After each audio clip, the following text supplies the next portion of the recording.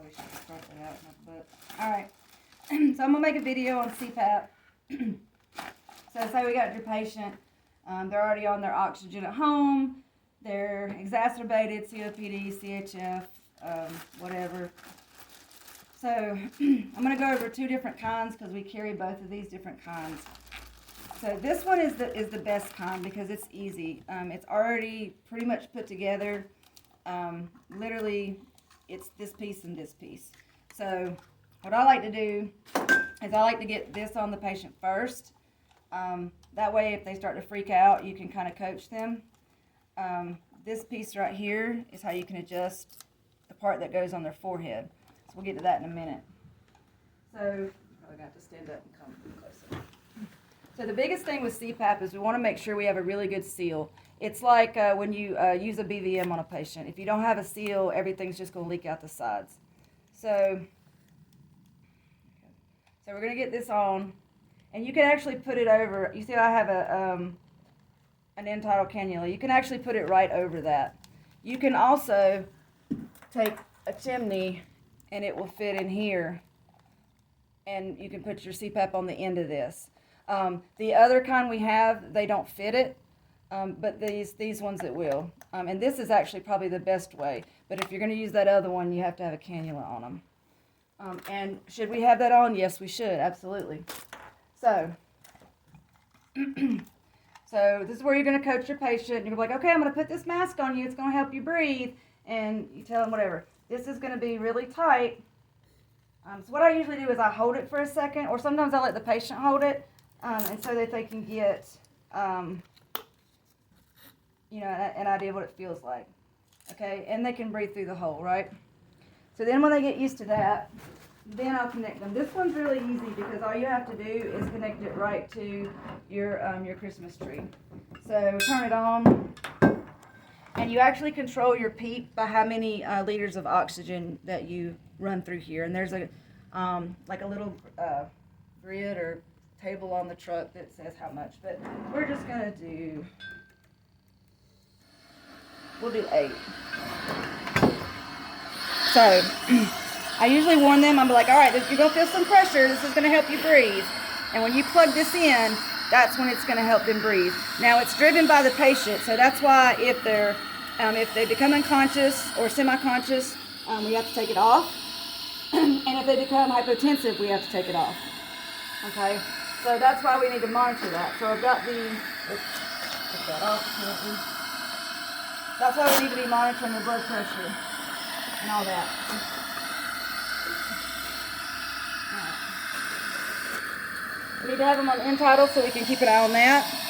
Definitely, and we need to have them on the monitor too. But from the BLS standpoint, if you're using this for splash pulmonary edema, you still want to keep an eye on their blood pressure and their end-tidal, and of course their O2 sat as well. On the ALS side, of course, we can give nebulizers through this. You can take this apart right here and put your little chamber.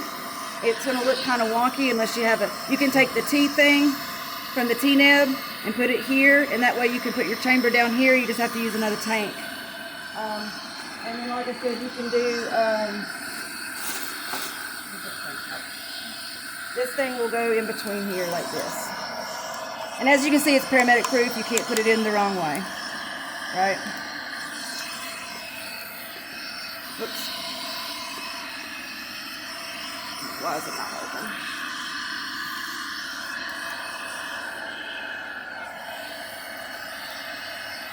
Did I break it? I don't think it's adaptable. It's supposed to be. But anyway, if this doesn't work, then that's why we have this on. So we can still get our end-tidal. This is how we adjust our PEEP. So this is how much pressure, okay, and we can go to 15. But we're generally going to start usually between 5 and 7.5. If they're really, really, really bad, I'll go to 10.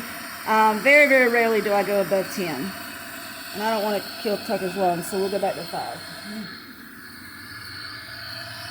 So the other kind of Cpap I just want to mention that we carry is this orange one.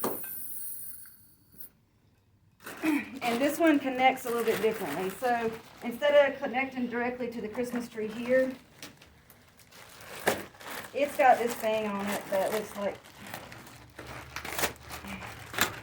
so everything is the same. So we got the mask, but see, this comes in like 1,000 parts, so you have to put it together, which kind of sucks because when you need CPAP, you generally need it like yesterday, but it is what it is. So this one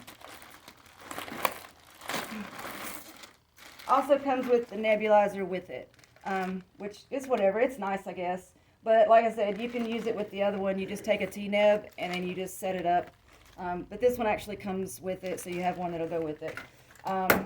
So same thing. The only difference is to connect this one to the oxygen. This is the part that you're going to use, and you have to screw it in here. This is the really crazy part. This cannot be the least bit off or cross-threaded or anything, or it will not work. If you're in the truck and you switch to the main tank, take the Christmas tree off, just unscrew it, and this will go on. But I fought myself for like, I don't know, a good 20 minutes one time because I just had it just slightly cross-threaded and I couldn't get it to work. I thought something was wrong with it. It was just me. So you got to be really, really careful when you put this on because, you know, it's not like we're in a hurry or anything, even though we kind of are when we do this. That's why I like the other ones better, but, you know, it is what it is. Now, did you hear that? As soon as I made contact, the oxygen started. You want to keep going a little bit and make sure it's kind of snug on there, okay? And then you're going to connect it. Same thing. Whoops, where's the piece? Oh, yeah. It doesn't fit that other mask, but whatever, that's where it goes. Has to be this mask. You get the idea. So I didn't have to turn this on. As soon as you connect to it, it starts. Can you click pause? Yeah.